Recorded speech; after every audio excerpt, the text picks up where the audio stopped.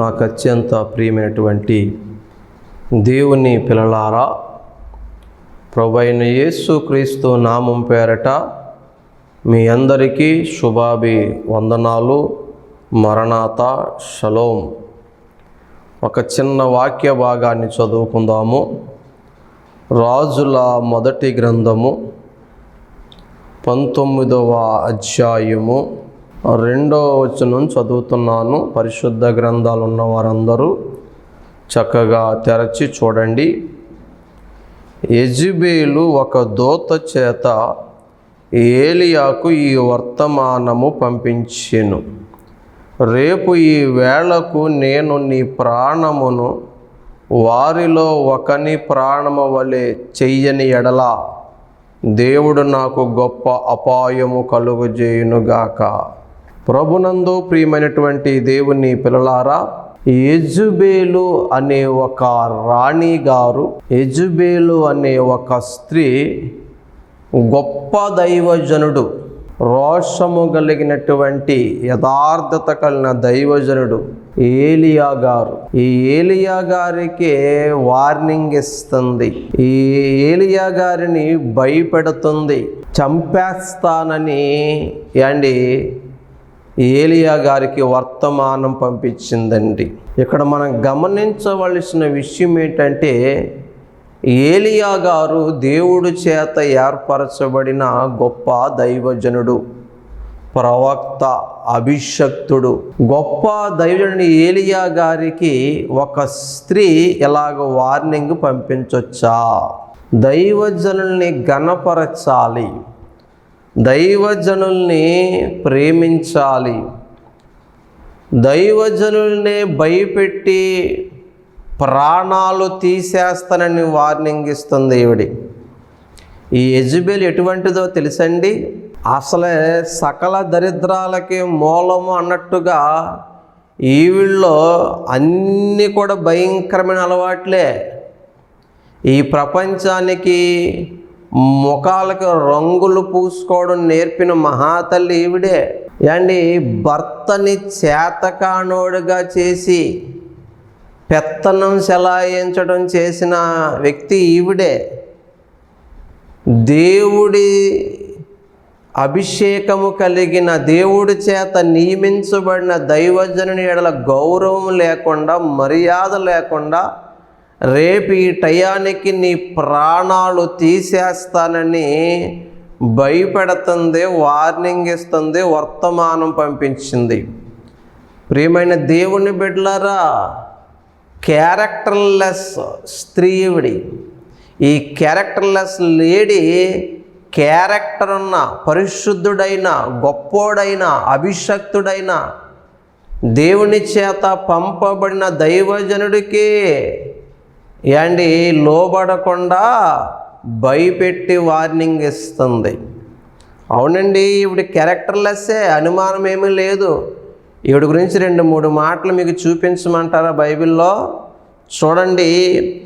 రాజుల 2వ గ్రంథం 9వ అధ్యాయము 30వ వచనం.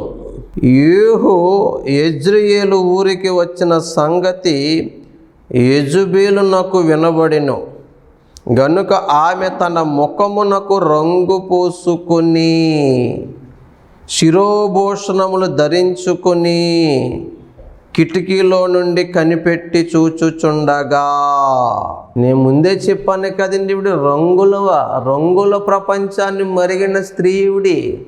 ముఖాలకు రంగులు పూసుకుంటుందంటండి. వేరొక రాజుగారు వారి ప్రాంతానికి వస్తుంటే చాలా తప్పుగా ప్రవర్తిస్తుందండి. మీరు వ్యాఖ్యానాల్లోకి వెళ్ళి చూస్తే ఆమె చూపు కూడా డేంజర్గానే ఉంది, ఆమె ప్రవర్తన కూడా చాలా డేంజర్గానే ఉంది, ఆమె అలంకరణ కూడా చాలా డేంజర్గానే ఉంది. ఈ ముఖాలకి రంగులు పూసుకునే ఈ దరిద్రాన్ని తెచ్చిపెట్టిన మహాతల్లి ఈవిడే. ఈ బ్యూటీ పార్లర్కి మూల పురుషురాలని చెప్పొచ్చు ఒక రకంగా. కొంతమంది దేవుడికి భయపడరు, భర్తకి భయపడరు చూసారా? అటువంటి జాబితాలో మొట్టమొదటి స్త్రీ ఈవిడి. ఈవిడ దేవుడికి భయపడే రకము కాదు, భర్తకి భయపడే రకం కాదు, దైవజనుడికి కూడా భయపడే రకం కాదు. భయం లేని కోడి బజార్లో గుడ్డెట్టిందన్నట్టుగా విచ్చలవిడి వ్యవహారం కలిగిన స్త్రీ ఎవరైనా ఉన్నారంటే ఆమె పేరు యెజబెలు. ఏమ్మా వింటున్నారా? ఇక్కడ మనం నేర్చుకోవలసిన పాఠం ఏంటంటే ఈ యెజబెలులాగా మనం ఉండకూడదు. ఈ యెజబెలు దైవజనుడికే వార్నింగ్ పంపిస్తుందండి. దైవజనుడు ఎక్కడా, ఈమె ఎక్కడా? దైవజనుడిని ప్రేమించాలి, ఘనపరచాలి, లోబడి ఉండాలి. దేవుడు దైవజనుడి చేత ఏమి చెబుతాడో వినాలే. కానీ దైవజనుడికే వార్నింగ్ ఇవ్వడం అంటే సాక్షాత్తు దేవునికే తిరుగుబాటు చేయడం, దేవుని మీదే వ్యతిరేకంగా తిరుగుబాటు చేయడం. ప్రియమైన దేవుని బిడ్డలారా, ఈ యెజబెలు ఆత్మ కలిగిన వారు ఈరోజు చాలామంది సమాజాల్లో, సంఘాల్లో కూడా ఉన్నారండి. డబ్బును చూసుకునో, అధికారాన్ని చూసుకునో, హోదాను చూసుకునో, లేదా వెనకాల మంది బలాన్ని చూసుకునో, కొంతమంది ఏమున్నా లేకపోయినా దైవజనుల్ని భయపెట్టేవారు ఉన్నారండి. దైవజనులనే బెదిరించేవారు ఉన్నారు. దైవజనులకే వార్నింగ్ ఇచ్చేవారు ఉన్నారు. గట్టిగా మాట్లాడితే సంఘాలు మానేస్తాము, సంఘాలు చీల్చేస్తాము అని ఎదిరించేవారు, దైవజనులను బాధ పెట్టేవారు. బ్రతికుండగానే ప్రాణాలు పోయేలాగా చేసి యెజబెలు ఆత్మ కలిగిన వారు నేటికి సంఘాల్లో తిరుగుతున్నారు, సమాజాల్లో తిరుగుతున్నారు. ప్రియమైన దేవుని బిడ్డలారా, ఇది నీకు, నీ కుటుంబానికి ఏమాత్రము కూడా మంచిది కాదు. దేవుడు పంపిన దైవజనుని మీద తిరుగుబాటు చేస్తే, దేవుడు పంపిన దైవజనునికే వ్యతిరేకముగా మాట్లాడితే అది దేవునికి అవమానం.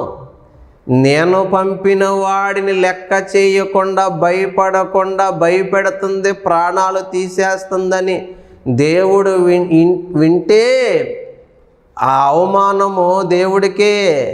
ఎందుకంటే ఆ దైవజనుడిని వ్యతిరేకిస్తే దేవుడిని వ్యతిరేకించినట్లే, ఆ దైవజనుడి మీద తిరుగుబాటు చేస్తే దేవుడి మీద తిరుగుబాటు చేసినట్లే. ఇప్పుడు ఏలియాని వ్యతిరేకిస్తే దేవుడిని వ్యతిరేకించినట్లే, ఏలియా మీద తిరుగుబాటు చేస్తే దేవుడి మీద తిరుగుబాటు చేసినట్లే. ఏలియా గారికి వార్నింగ్ పంపిస్తే అది సాక్షాత్తు దేవుడికే వ్యతిరేకంగా వెళుతున్నట్టే. జాగ్రత్త, విర్రవీగుతున్నావేమో. గర్వంతో, అహంకారంతో ఏం చేయగలడు దైవజనుడు? దైవజనుడు వెనకాల బ్యాక్గ్రౌండ్ లేదు, బలము లేదు, బలగము లేదు, ఆరోగ్యము లేదు, అవయవాలు లేవు, ఆస్తి లేదు. తిట్టినా అడిగేవాళ్ళు లేడు, కొట్టినా అడిగేవాళ్ళు లేడు. మేమేమి చేసినా నోరు మూసుకుని ఉండవలసిందే తప్ప ఇక్కడ బలమంతా మాదే. మా వెనకాల నోరున్న వాళ్ళు ఉన్నారు, బలమున్న వాళ్ళు ఉన్నారు. ఇదిగో నేను రాణిని అని యెజబెలులాగా ఆలోచించి ప్రవర్తిస్తున్న వారులారా, జాగ్రత్త, జాగ్రత్త, జాగ్రత్త. దైవజనుడిని ముట్టుకుంటే, దైవజనుడిని టచ్ చేస్తే, బైబిల్లో వారికి ఇచ్చిన వాగ్దానం ఏంటి తెలుసా? నిన్ను ముట్టినవాడు నా కన్నుగుడ్డును ముట్టినట్టే. దైవజనుడా, బాధపడకు. ఈ రోజుల్లో చాలామంది నిన్ను బాధ పెడుతున్నారు, నిన్ను గాయపరుస్తున్నారు.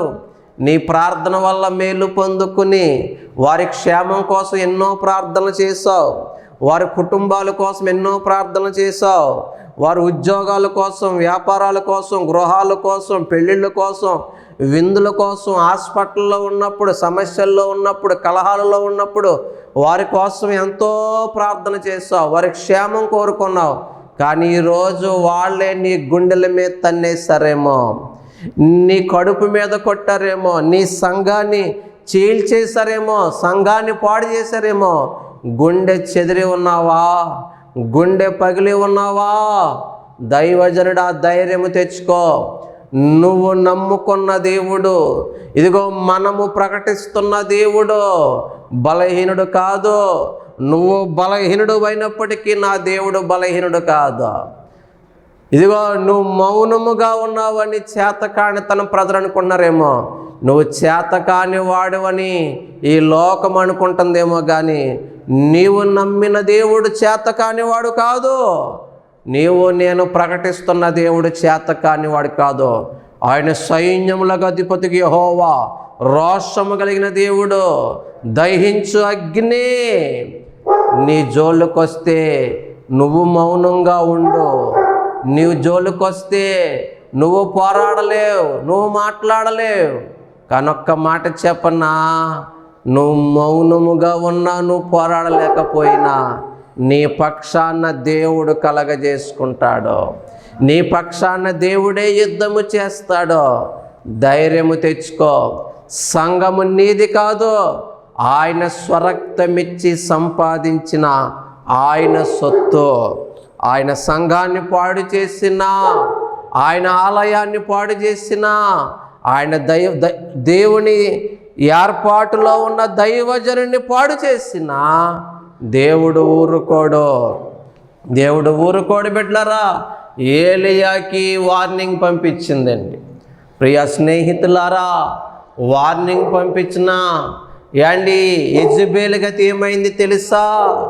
రేపు ఈ టయానికి నీ ప్రాణాలే తీసేస్తాను, గాలిలో కలిపేస్తాను, ఈ భూమి మీద లేకుండా చేసేస్తాను అని నేను రాణిని కదా, నాకేంటని విర్రవీగిపోయి గర్వముతో అహంకారముతో దైవజనునికి వార్నింగ్ పంపించినటువంటి యెజబెలు గతి ఏమైందో బైబిల్లో చూపించమంటారా? రెండొక్కసారి మీకు చూపిస్తాను ఆమె గతి ఏమైపోయిందో. 2వ రాజుల పుస్తకము 9వ అధ్యాయము 33 నుంచి చూడండి. దీనిని క్రింద పడద్రోయుడని అతడు చెప్పగా వారు దానిని క్రిందికి పడద్రోసినందున దాని రక్తములో కొంత గోడ మీదను గుర్రముల మీదను చిందెను. మరియు గుర్రముల చేత అతడు దానిని త్రొక్కించెను. చూసారా, కుక్క చావు అంటారు చూసారా, అంత భయంకరమైన చావు వచ్చి పడింది. ప్రియమైన దేవుని బిడ్డలారా, ముక్కలైపోయింది. గుర్రాల చేత త్రొక్కబడింది, చచ్చిపోయింది. ఇంకా ఈవిడ గతి ఏమైంది తెలుసా? ముందుకెళ్ళి మాట చూపిస్తున్నాను చూడండి. 35వ వచనం, 2వ రాజుల పుస్తకం 9వ అధ్యాయం 35వ వచనం.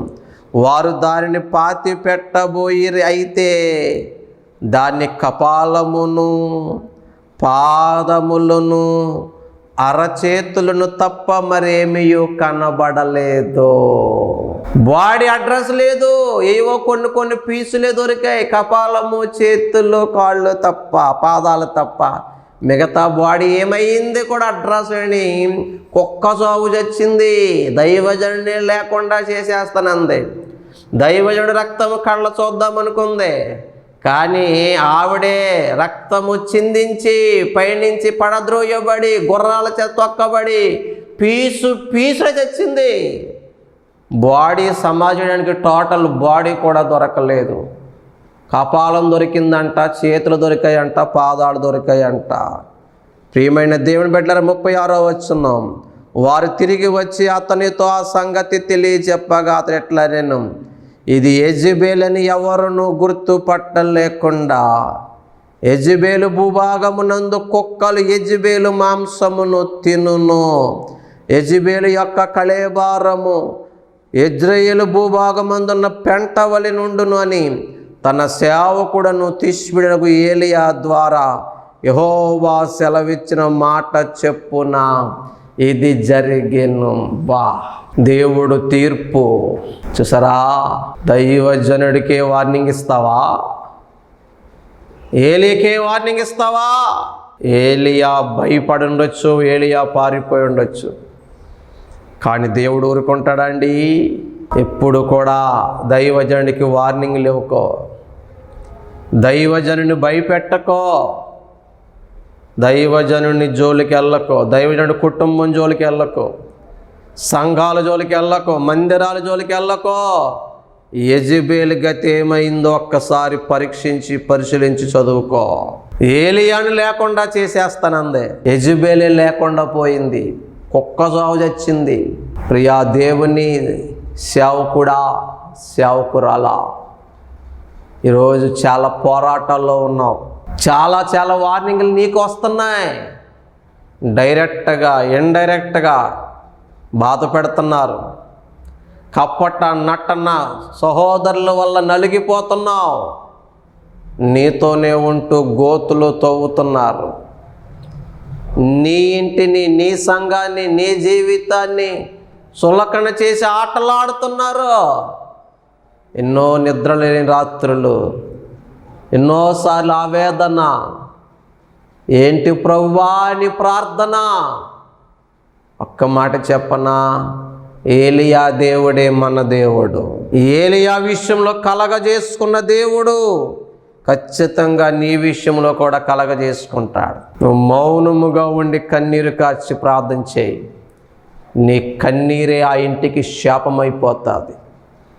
ప్రియమైన దేవుడు, ఏలియాని కన్నీళ్లు పెట్టించి, ఏలియాని భయపెట్టించి ప్రాణాలు తీసేద్దామనుకున్న యెజెబెలుకు పట్టిన గతే ఏమో నాకు తెలీదు. దేవుడు చేయాలనుకుంటే ఆ గతే పట్టించగలడు. ఎన్నో సందర్భాలు బైబిల్లో వృత్తాంతాలుగా రుజువులుగా ఉన్నాయి. సమాజంలో ఎన్నో సాక్ష్యాలు ఉన్నాయి. దైవజనులకి వార్నింగ్లు ఇచ్చి,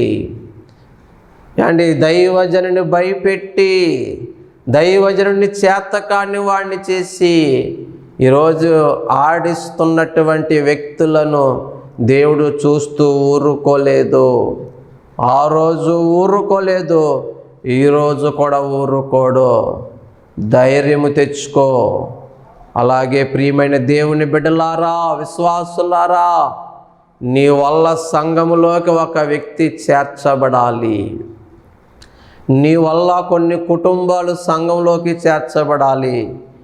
నీ వల్ల దైవజనుడు సంతోషంగా ఉండాలి. కానీ దుఃఖపడుతూ పనిచేస్తే, నీ పద్ధతి వల్ల, నీ ప్రవర్తన వల్ల, నీ మాటల వల్ల, నీ వార్నింగుల వల్ల దైవజనుడి కంట తడి పెడితే, ఆ సంఘానికి, ఆ కుటుంబానికి, దైవజనుడికి హాని జరిగితే, నష్టము జరిగితే జాగ్రత్త. యెజెబెలుకు పట్టిన గతే మనకు పడితే తట్టుకోగలమా? యెజెబెలుకు పట్టిన గతి నీకు పడితే తట్టుకోగలవా? జాగ్రత్త, జాగ్రత్త. ప్రేమతో చెప్తున్నాను ఈ మాటలు. నిజమండి, బైబిల్లో ఉంది. దైవజనుడిని దుఃఖ పెట్టడము అది మనకు ఆశీర్వాదకరము కాదు. చూడండి, హెబ్రీయులకు రాసిన పత్రిక 13వ అధ్యాయం 17వ వచనం. మీ పైని నాయకులుగా ఉన్నవారు లెక్క ఒప్ప చెప్పవలసిన వారి వలె మీ ఆత్మలను కాయిచున్నారు. వారు దుఃఖముతో ఆ పని చేసిన ఎడలా, అదిగో చూసారా, దుఃఖముతో ఆ పని చేసిన ఎడలా మీకు నిష్ప్రయోజనము. గనుక దుఃఖముతో కాక ఆనందముతో చేయనట్లు వారి మాట విని వారికి లోబడి ఉండుడి. ఎంత స్పష్టముగా బైబిల్లో రాయబడింది చూసారా? ఏ వ్యక్తి వల్లైనా దైవజనుడు దుఃఖపడితే నీకున్న భక్తి అంతా వేస్ట్ అయిపోయినట్టే, నిష్ప్రయోజనం అయిపోయినట్టే. నీ తలంతులు, నీ వరాలు, నీ భక్తి, నీ ప్రార్థన, నీ కానుకలు నిష్ప్రయోజనం అయిపోయినట్టే. దేవుడు లేక క్రీస్తు న్యాయ పీఠ మీదట నువ్వు లెక్క చెప్పాలి, శిక్షించబడతావు. జాగ్రత్త. దైవజనుడికి వార్నింగ్లు ఇవ్వడం ఏంటండి? దైవజనుడు గద్దించిన, హెచ్చరించిన, శిక్షించిన, ప్రేమించిన, ఇదిగో అన్నీ కూడా సంఘక్షేమము కోసమే కదా.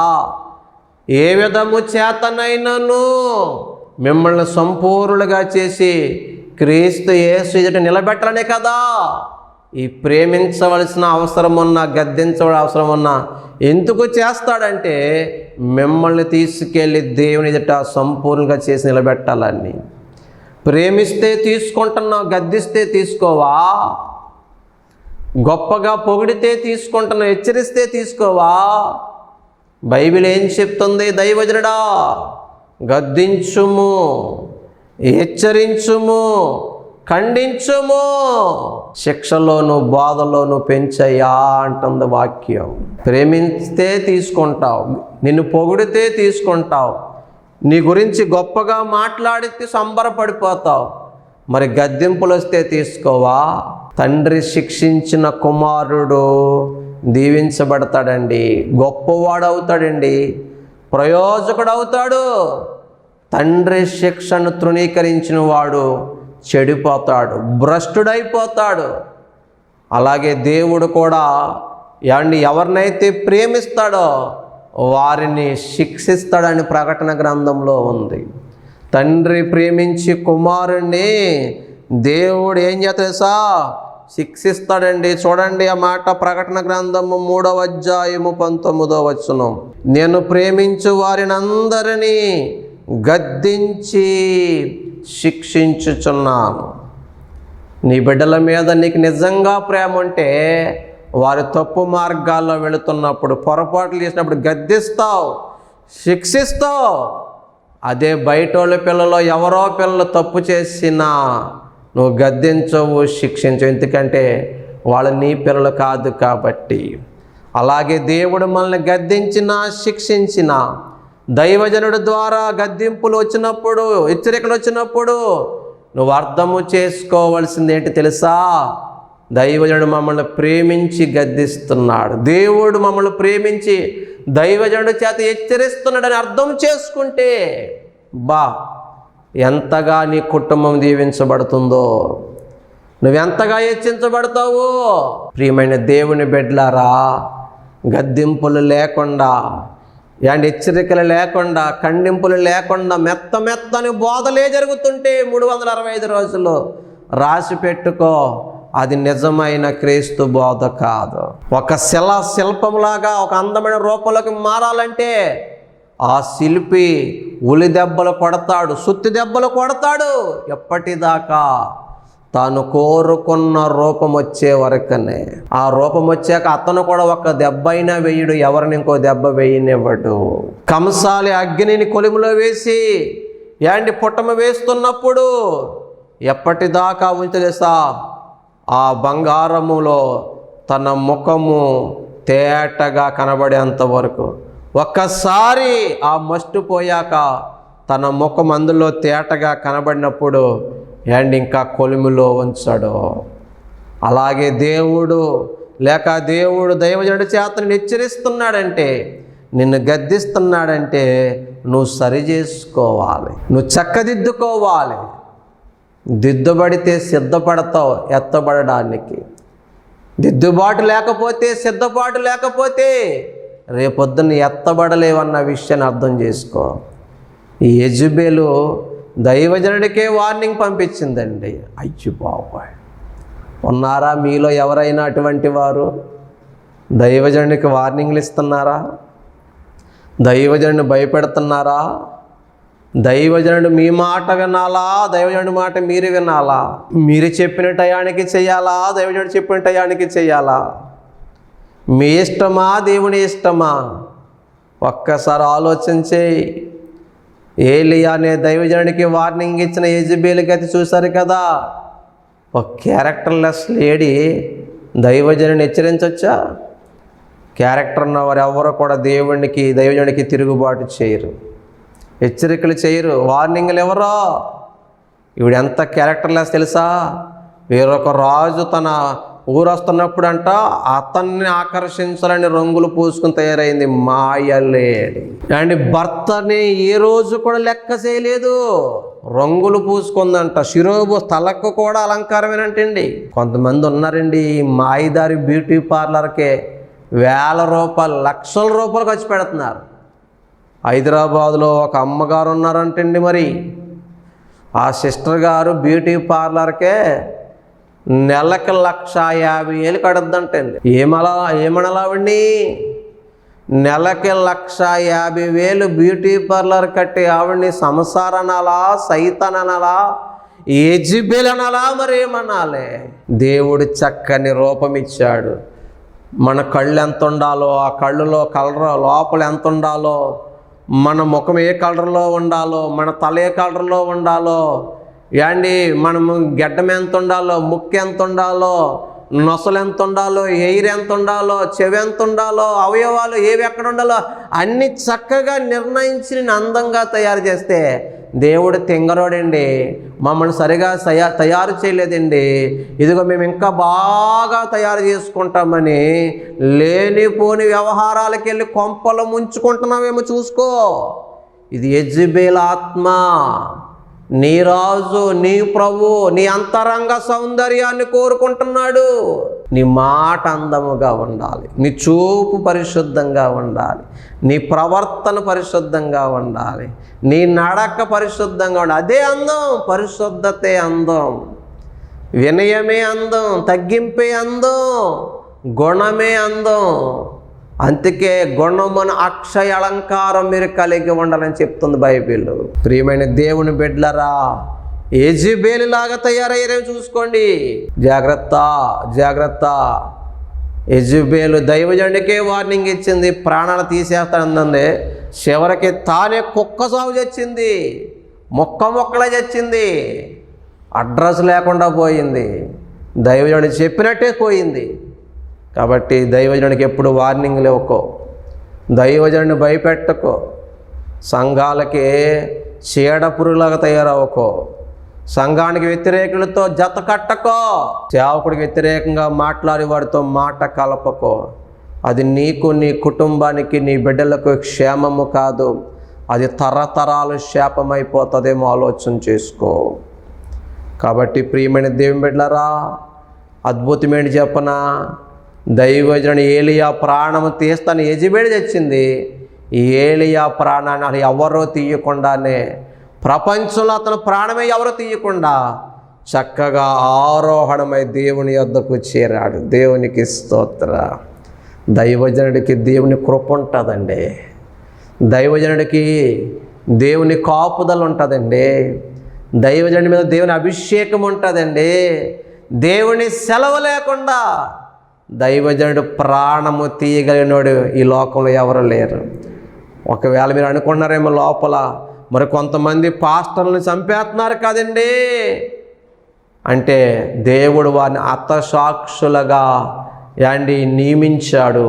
రేపొద్దున్న వారికి పరలోకంలో గొప్ప బహుమానము, క్రీస్తుతో కూడా 1000 ఏండ్లు పరిపాలించే ఆధిక్యత వారికి ఇవ్వడం కోసం హతసాక్షుల మరణాన్ని దేవుడు అనుమతించాడు. కాబట్టి దైవజనులు ప్రాణం వారు తీయగలిగారు. నా దేవుడు అనుమతించకపోతే దైవజనుడు ప్రాణాన్ని ఎవ్వడు తీయలేడు.